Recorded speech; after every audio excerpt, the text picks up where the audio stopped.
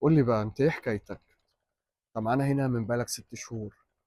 لا بتخرج ولا بتتكلم مع حد، وحتى يوم الاجازه بتقضيه هنا. كلنا بنروح بيوتنا بنطمن على اهالينا وبنرجع، وانت هنا مكانك. انت عندك مشاكل مع اهلك ولا هربان من حاجه ولا ايه حكايتك بالظبط؟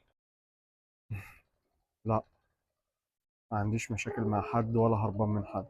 يمكن الشخص الوحيد اللي هربان منه هو انا. عارف لما تلاقي نفسك تخسر كل حاجه ورا بعض، ما بقاش باقي لك حاجه تانية تبكي عليها. ساعتها بتكتشف ان القعده وسط الناس اللي عارفينك وعارفين حكايتك بقت بتخنق، وإن العيون اللي كانت زمان بتطبطب عليك بقت هي العيون اللي بتسألك بكل فضول: هو أنت مالك؟ إيه اللي جرالك؟ بتبدأ تحس بخنقة أكتر، والخنقة مش في الأسئلة. اللي بيخنق بجد إنك ما عندكش إجابة للأسئلة دي. الخنقة في إنك شايف إنك خيبت أملهم. بس ده مش منطق.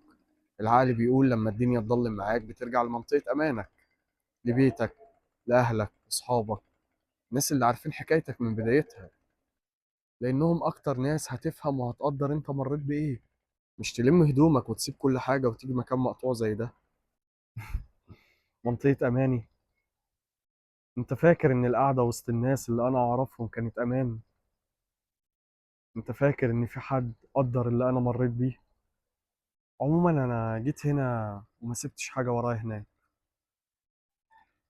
أنا جيت هنا علشان ما بقاش ليا حاجة هناك. كل حاجة راحت خلاص. عارف، يمكن يكون كلامك صح، بس الميزة هنا إن مفيش عيون بتلومك.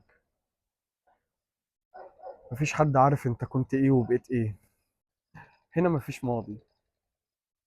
مفيش حد بيطلب منك إنك تبرر له فشلك. مفيش حد بيبص لك بصة إنك خيبت أمله. علشان كده أنا عايش هنا مرتاح، حتى لو هفضل لوحدي.